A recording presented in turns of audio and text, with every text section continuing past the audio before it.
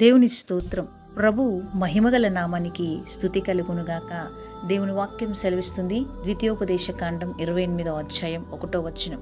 నీవు నీ దేవుడైన యెహోవా మాట శ్రద్ధగా విని నేడు నేను నీకు ఆజ్ఞాపించుచున్న ఆయన ఆజ్ఞలన్నిటిని అనుసరించి నడుచుకున్న ఎడల నీ దేవుడైన యెహోవా భూమి మీదనున్న సమస్త జనముల కంటే నిన్ను హెచ్చించును. దేవుని స్తోత్రం. ఎప్పుడు మన జీవితంలో ఆశీర్వాదాలు వస్తాయంటే ప్రభు మాటను మనం అనుసరిస్తూ ఆయన ఆజ్ఞల ప్రకారం మనం నడుచుకున్నప్పుడు మనం ఆశీర్వదించబడతాం. ఈరోజు ఎందుకు అనేకుల జీవితాలలో కార్యాలు జరగట్లేదు? ఎందుకు చాలామంది జీవితాలలో ఆశీర్వాదాలు లేవు?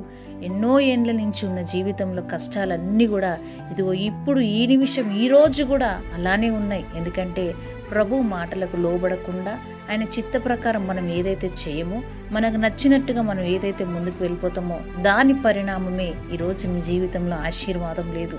దేవుని మాట సెలవిస్తుంది. ఆయన ఆజ్ఞలన్నిటినీ కూడా అన్నిటిని అనుసరించి నడుచుకున్న ఎడల దేవుడు మనని హెచ్చిస్తానంటున్నాడు. బలముగా అంటే సమస్త జనముల కంటే ఎక్కువగా హెచ్చిస్తానంటున్నాడు. దేవుని స్తోత్రం. దేవునితో ఉండాలి, ఆయన మాటలకు లోబడాలి, ఆయన యందు భయభక్తులు కలిగి ఉండాలి, ఆయన చిత్తం ఏంటో తెలుసుకోవాలి, ఆయనకు నచ్చిన విధంగా మనం బ్రతకాలి. ఆయన పరిశుద్ధుడు కాబట్టి మనము కూడా పరిశుద్ధులమై ఉండాలి. మనం ఆయన చిత్తానుసారంగా ఎప్పుడైతే నడుస్తూ ఆయన యందు భయము కలుగుతూ ఎప్పుడైతే లోకానుసారమైన ప్రతి వ్యర్థమైన క్రియలకు మనం దూరంగా వెళ్ళిపోయి దేవునికి దగ్గరగా ఉంటామో మన జీవితంలో ఆశీర్వాదాలు మొదలైతాయి. మరి నేను బాగానే ఉన్నాను కదా, నా జీవితంలో ఏ పాపం నేను చేయట్లేదు కదా, ఏ తప్పు నేను చేయట్లేదు కదా, ఎప్పుడూ దేవునికి ప్రార్థిస్తూనే ఉన్నాను కదా, మరి ఎందుకు నా జీవితంలో ఇన్ని సంవత్సరాలైనా ఇదిగో ఈ కార్యం జరగట్లేదు, అదిగో అనారోగ్యం పోవట్లేదు, ఇదిగో ఈ వివాహం అవ్వట్లేదు ఎందుకు అని మనం అనుకుంటున్నాం. కానీ ఏదో ఒక దగ్గర నువ్వు దేవుని మాటకు లోబడటలేదు. ఆయన ఇచ్చిన ఆజ్ఞలలో ఏదో ఒక ఆజ్ఞకు నువ్వు లోబడకుండా పక్కకు వెళ్ళిపోతున్నావు. నేను అన్ని ఆజ్ఞలకు లోబడుతున్నావు కదా నువ్వు అనుకుంటున్నావు. అయితే దేవుడు అంటున్నాడు, ప్రతి ఒక్క ఆజ్ఞ కూడా మనం లోబడాలి.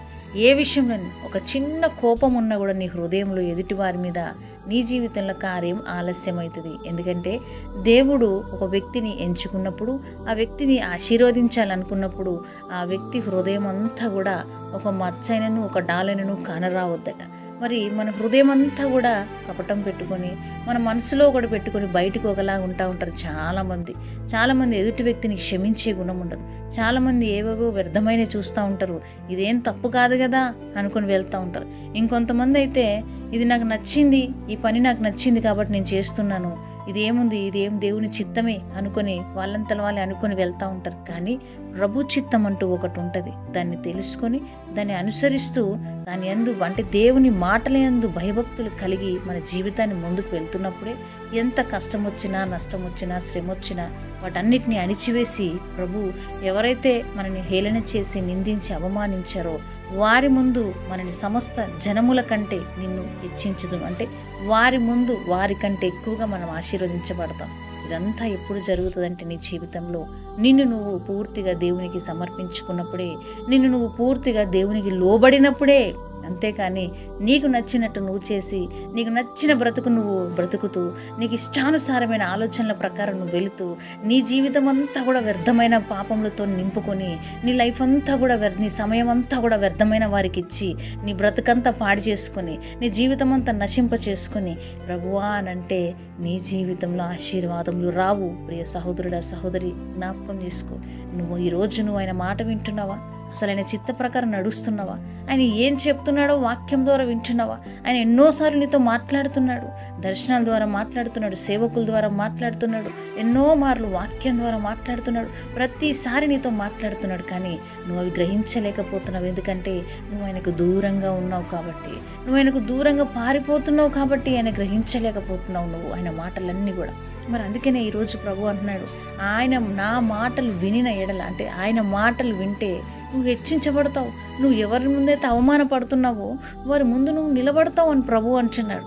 ఈరోజు ఎవరికి నచ్చినట్టు వారు బ్రతుకుతున్నారండి. మనని ఏర్పరిచిన ఒక అధికారి ఉన్నాడు, మనని సృజించిన ఒక అద్భుతమైన దేవాది దేవుడు ఉన్నాడు. ఆయన మాటలకు లోబడట్లేదు. ఇంట్లో వాళ్ళనే తీసి పడేస్తున్నారు. ఇంట్లో వాళ్ళు ఏదైనా మనకు తెలిసిన వాళ్ళైనా మంచి మాటలు దేవుని పరంగా చెప్తే వారిని సేవకుల్నే పక్కన పెడుతున్నారు. ఇక దేవుణ్ణి ఏం పట్టించుకుంటామండి? మరి అలాంటి పరిస్థితుల్లో ఎంతోమంది ఉన్నారు. దేవుని మాటకు లోబడకుండా వారి ఇష్టానుసారమైన బ్రతుకులు బ్రతుకుతూ అసలు ఆయన ఆజ్ఞకి ఎక్కడ కూడా తలంచకుండా నచ్చిన బ్రతుకులు బ్రతుకుతున్నారండి. దేవుని బిడ్డల జాగ్రత్త. ఈ అంచె దినాలు భయంకరమైన దినాలు, ఎన్నో విపత్తులు రాబోతున్నాయి. రానున్న దినములు పరిస్థితులు ఏవి కూడా మన దగ్గర ఉండవు. రేపు మనది కాదు, ఏనాటికి ఈడు ఆనాటికి చాలంటున్నాడు ప్రభు. ఈరోజు ఒకవేళ తప్పు చేసి ఏ పాపములో ఉన్నవేమో ఇన్ని రోజులు, ఈరోజు ఈ వాక్యం వింటుండగానే ఒప్పుకొని విడిచిపెట్టు. ప్రభు నిన్ను దీవించి క్షమించి ఆశీర్వదించబోతున్నాడు. అనేక సమస్త జనముల కంటే ఎక్కువగా నిన్ను హెచ్చిస్తానంటున్నాడు. దేవుని సన్నిధిలో లోబడితే గనక ప్రభు నిన్ను ఆశీర్వదించి దీవించునుగాక. ఆమేన్. తండ్రి నీకు స్తోత్రం చెల్లిస్తున్నాం. ఎంతమంది బిడ్డలు ఈ వాక్యం వింటున్నారో వారి జీవితంలో, వారి హృదయాలలో, వారి తలంపులలో నీ చిత్తం మాత్రమే జరుగునుగాక. తెలిసి తెలియక బిడ్డలు చేసిన పొరపాట్లన్నిటినీ క్షమించి వారిని ముందుకు నడిపించమని, బ్లెస్ చేస్తూ వారిని ఆశీర్వదించమని యేసయ్య నామములో అడుగు వేడుకుంటున్నాను తండ్రి. ఆమేన్.